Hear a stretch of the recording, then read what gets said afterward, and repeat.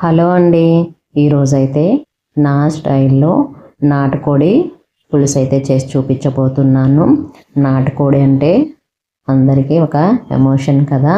అందరికీ ఎంతో ఇష్టమైన నాటుకోడి పులుసుని అయితే చేసి చూపించబోతున్నాను. 2 or 3 డేస్లో సంక్రాంతి కూడా రాబోతుంది. సంక్రాంతికి ప్రతి ఇంట్లో నాటుకోడి కంపల్సరీగా ఉంటుంది కదా. ఇలా ట్రై చేయండి, చాలా చాలా బాగుంటుంది. మిక్సీ జార్లో పెద్ద సైజు ఉల్లిపాయ, కొన్ని కొబ్బరి ముక్కలు, 1 స్పూను ధనియాలు అయితే వేసి మెత్తగా పేస్ట్ అయితే రెడీ చేసుకొని పక్కన పెట్టేసుకుందాము. ఇప్పుడు నాటుకోడి చికెన్ అయితే నీట్గా క్లీన్ చేసుకొని ఉప్పు, పసుపు, అల్లం వెల్లుల్లి పేస్టు, కొన్ని వాటర్ అయితే యాడ్ చేసుకొని చికెన్ని బాగా ఉడికించుకుందాము. చికెను కొద్దిగా సాఫ్ట్గా ఉడికి చికెన్లోని వాటర్ అంతా పోయేంత వరకు ఉడికించుకుందాము. చికెన్ 70% వరకు ఉడికింది, తీసి పక్కన పెట్టేసుకుందాము. ఇప్పుడు కడాయిలో చెక్క, లవంగాలు, అలాగే బిర్యానీ ఆకు, కట్ చేసి పెట్టుకున్న ఉల్లిపాయలు, పచ్చిమిర్చి అయితే వేసుకొని ఉల్లిపాయల్ని బ్రౌన్ కలర్ వచ్చేంత వరకు బాగా వేపుకుందాము. ఉల్లిపాయలు అయితే బాగా వేగిపోయాయి. టమాటా ముక్కలు, కరివేపాకు, అలాగే కొద్దిగా సాల్ట్ కూడా వేసుకొని టమాటాలని కూడా మెత్తగా స్మాష్ అయ్యేంత వరకు బాగా వేపుకుందాము. టమాటాలు అయితే బాగా వేగిపోయాయి చూడండి. 1/2 స్పూను అల్లం వెల్లుల్లి పేస్ట్ అయితే వేసుకుందాము. మనం ఆల్రెడీ చికెన్ ఉడికించుకునేటప్పుడు అల్లం వెల్లుల్లి పేస్ట్ వేసాం కాబట్టి కొంచెమే వేస్తున్నాను. అలాగే మనము గ్రైండ్ చేసి పెట్టుకున్న ఉల్లిపాయ, ధనియాలు, కొబ్బరి పేస్ట్ని అయితే 3 స్పూన్స్ అయితే యాడ్ చేస్తున్నాను. నేను వేసిన మసాలా మొత్తం వేయట్లేదండి, 3 స్పూన్స్ మాత్రమే యాడ్ చేస్తున్నాను.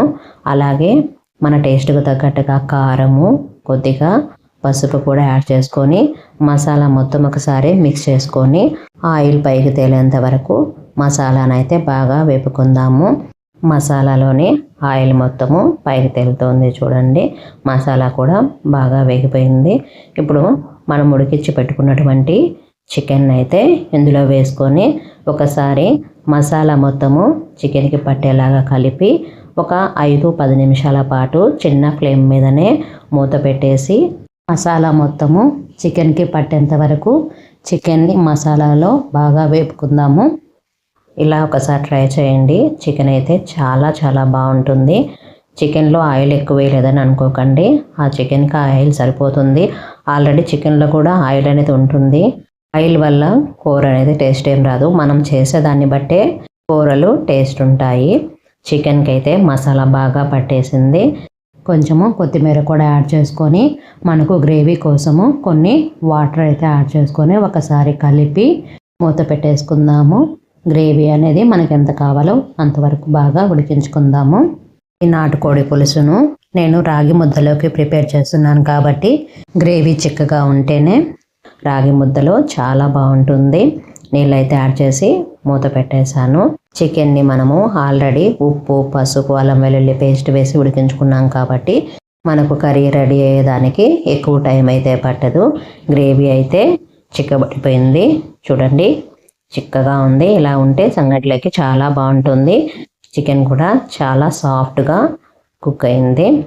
1 స్పూను మనం రెడీ చేసుకున్న మసాలా పౌడర్ని అయితే వేసుకుందాము. వేసి కొంచెము కొత్తిమీర కూడా వేసి ఒకసారి కలిపి ఒక 2 మినిట్స్ పాటు ఉడికించి దించేసుకుంటే టేస్టీ నాటుకోడి పులుసు అయితే రెడీ అయిపోయిందండి. రాగి ముద్దలో లేదా రైస్లో ఇలా చేసుకొని తింటే చాలా బాగుంటుంది. నచ్చితే ఒకసారి తప్పకుండా ట్రై చేయండి. అలాగే ఛానల్ని సబ్స్క్రైబ్ చేసుకోండి.